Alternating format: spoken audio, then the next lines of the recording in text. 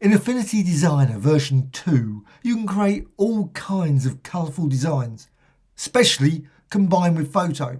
So let's just remove this. Now I'm going to use a shape. It could be any shape. I've been using this one recently, the cloud tool. So select that from the tools panel, create a cloud design, and you can fill it with anything. I filled it with a gradient.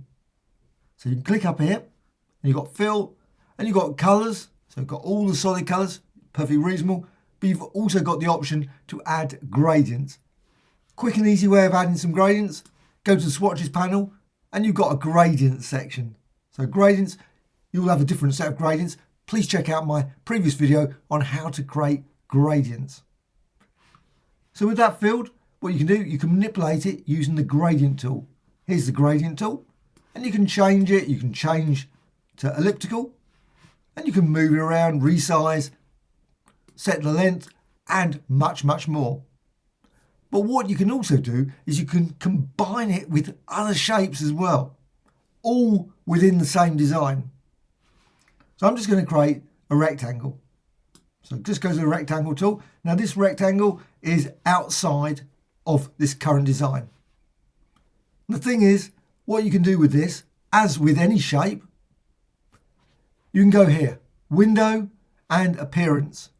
And as always, these panels, of course, hidden. Here it is, appearance. And you can see you've got the gradient.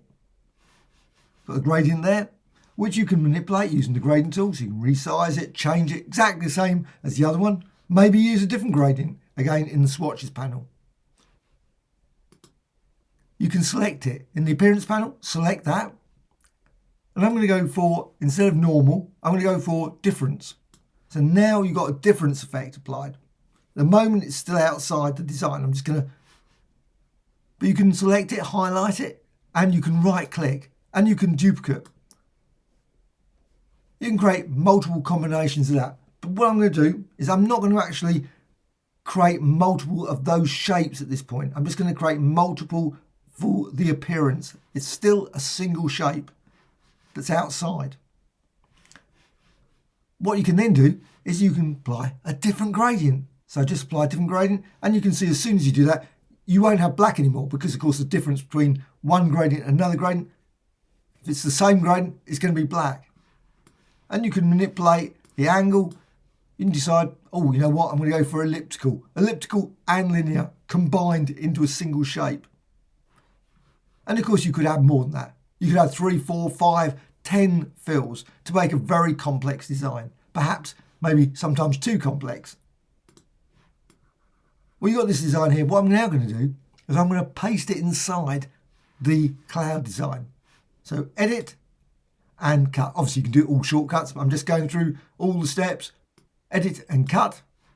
And now with this selected, and that's the key thing, make certain that's selected. Now this one has only got one gradient. You could of course add additional gradients to that as well. But I'm now going to go to edit and paste inside. That's the key thing. So it's pasted inside this cloud design. So paste inside, and you can resize it. It's now inside, so you can see what happens. It's cut off there. So you've got the cloud, it's still live, everything is still live. And you can resize that. You can also apply live filter effects to this. If you've got photo. Now this stage with the photo, if you haven't got photo, you will not be able to do. So you can continue obviously just with the square, perfectly reasonable. But if you want to add like a twirl or distortion, you can go into photo. And how to do that? Simply go to File and Edit in Photo. Edit in Photo, and you've got exactly the same design. You can see here layers. If you expand it out, you can see the rectangle, you can still see the cloud, and you can still manipulate them within here as well, if you want to do that. But select the rectangle. I don't want to manipulate the cloud, just the rectangle. Then go to Layer and New Layer Filter Layer, and then down to Distort and Twirl. You could use some of the others. They're all pretty good. Mesh Warp, Distorts, Displaces, all of them. But I'm going with Twirl, just a very basic twirl. Weirdly, the default is to do nothing. You can change the angle and all the origin points, but you can just about see it there. It needs to be modified here first. And then you can see it, and then you can move the origin point, so you can move it around. And you can change the angle to anything. So 349 in this case, and I've gone for the maximum radius. You can also, if you want, go for blend modes again. Just go for difference. So difference, you don't have to use difference. I'm using difference, but you could use overlay, lighten, and so on. A whole variety of different ones. You might prefer that. Sometimes this goes a bit dark, goes a bit unusual when you use too many difference settings. So you've got your live twirl. And you can see now I've got that entry there. Now I can select that entry, and that's the live filter effect and the rectangle, not the cloud. And I'm going to right click and I'm going to duplicate. And I can create another one. And I can move it. So I can reposition that. And you can see I can move it within there. I can resize it. And of course, then you end up with a twirl in a different place. And you can go here, again, difference. So you can blend, or maybe not always difference. Maybe go for overlay or lighten. Don't have to always keep doing difference. I'm just showing, for example, the selecting one.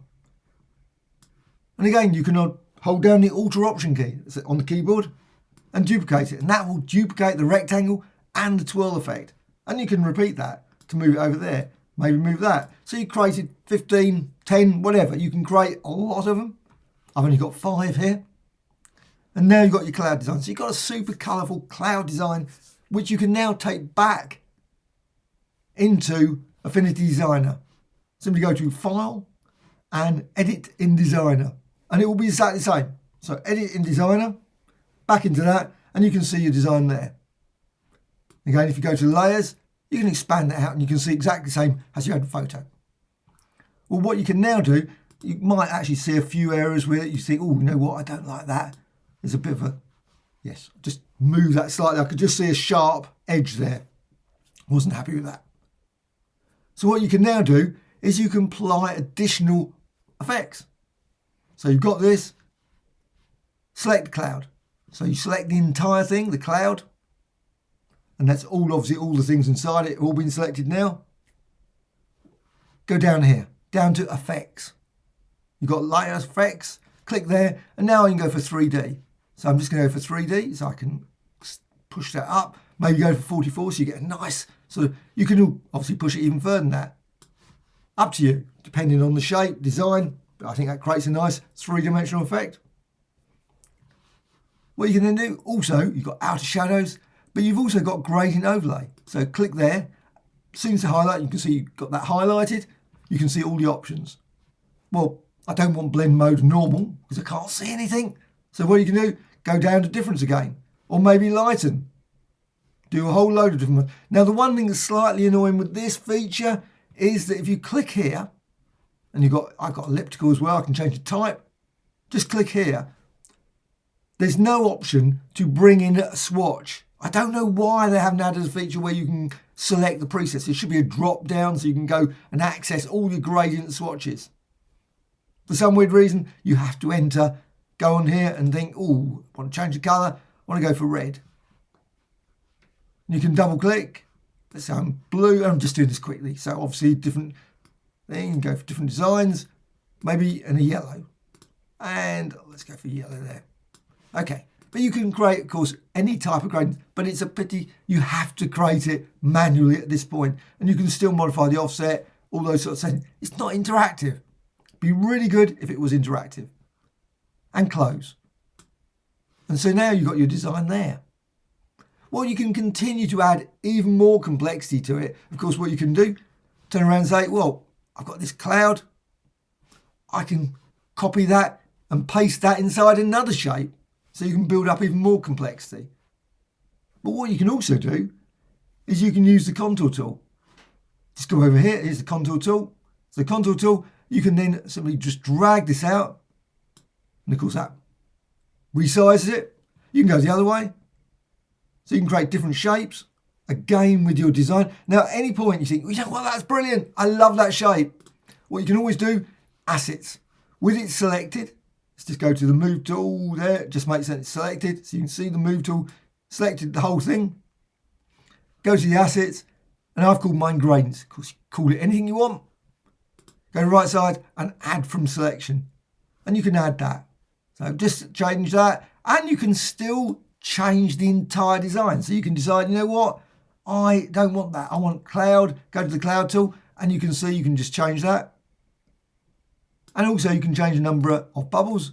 So you can increase or decrease it.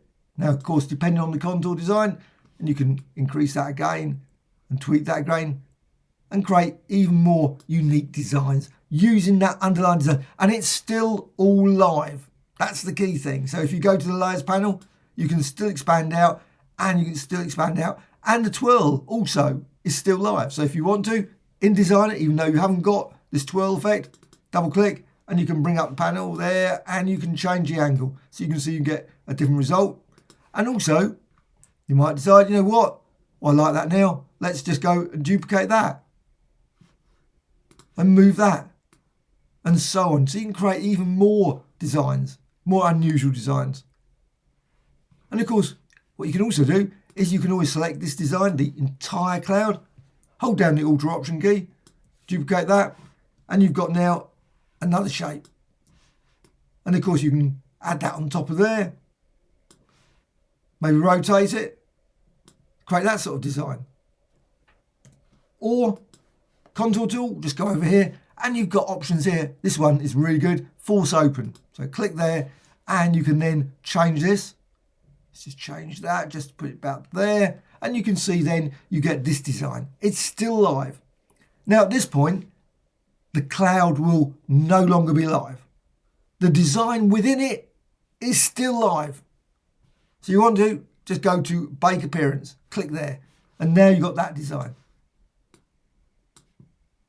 Well, once you've got that, of course, what you can do, you can go to Contour Tool again, select that, and resize that. And again, you can modify it, and you can see you can create a variety of different designs from that design as well. And again, it's still live. You've still got access to all the filter settings, all the various rectangles, all the different settings for blend modes as well.